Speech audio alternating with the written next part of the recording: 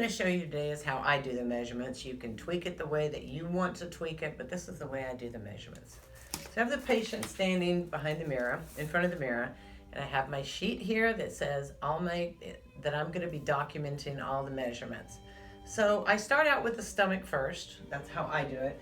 And I try to do 4 measurements on the stomach, and I mark on them with a pen so that when she gets up from her treatment, the marks will still be there. And this is a washable marker.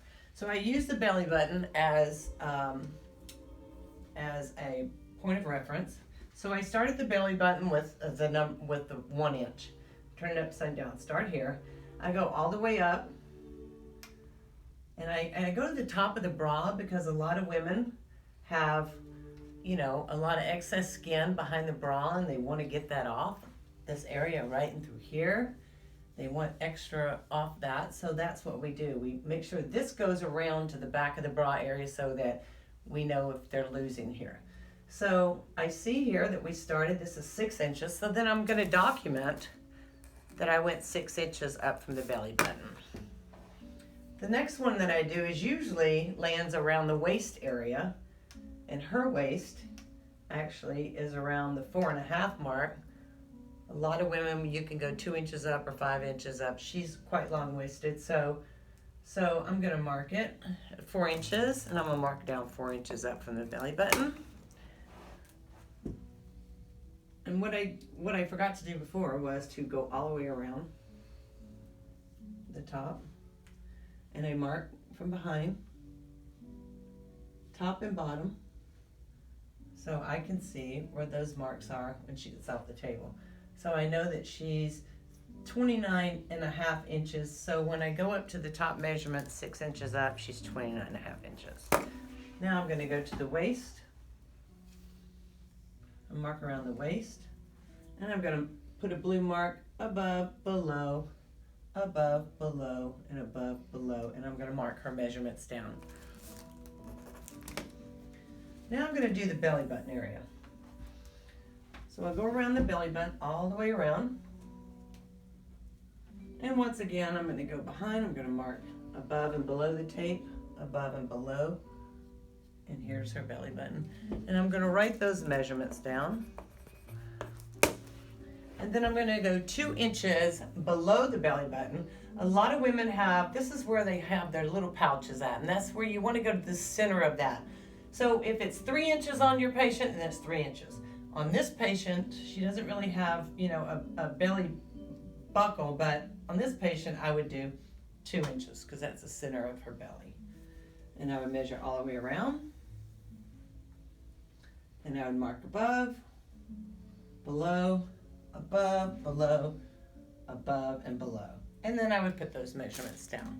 So that pretty much takes care of 1, 2, 3, 4 measurements on the stomach. Okay? Now, then I'm going to go to the legs. So on the legs, you're going to start at the bottom. And the reason we're going to measure, we're going to only do 2 measurements on each leg. I measure from the very bottom of her foot all the way up to the heaviest part of her leg, okay? Reason I do that is because if I'm not measuring her next time and I have another doctor in that's measuring her, then what I would do is this measurement from here to here lets me know where I started the circumference measurement. So I'd start down with number 1 at the bottom, 1 inch at the bottom, go all the way up, and let's just say she's at 30 inches. 30 inches from the bottom to the top to the fullest part of her leg. Make sure that that patient doesn't have shoes on. So I'm going to measure up, and I'm going to say it's 30 inches above the ground. So that gives me an area of where I can measure her.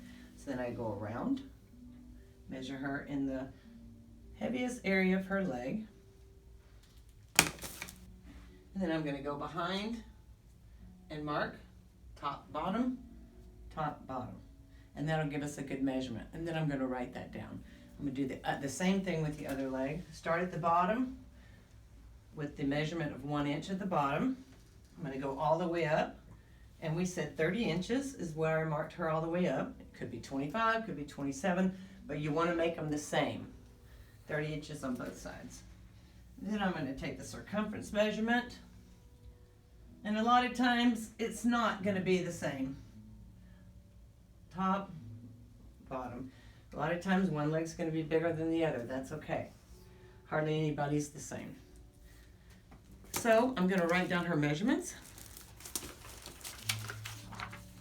Now we're going to go to the arms.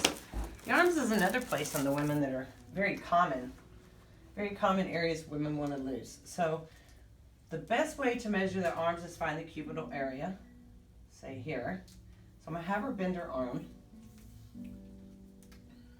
I'm going to put the 1 inch in the crease and then have her straighten it back out.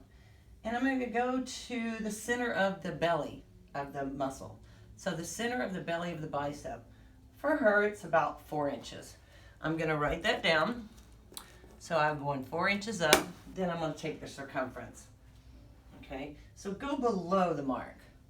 Go this way of the mark, not this way. Okay, and you can do it either way you want, as long as you're consistent with both sides.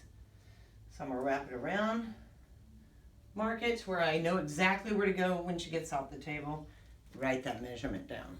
We're going to do the same thing on the other arm. She's going to bend it. I start with the 1 inch tape in the cubital, straighten our arm out.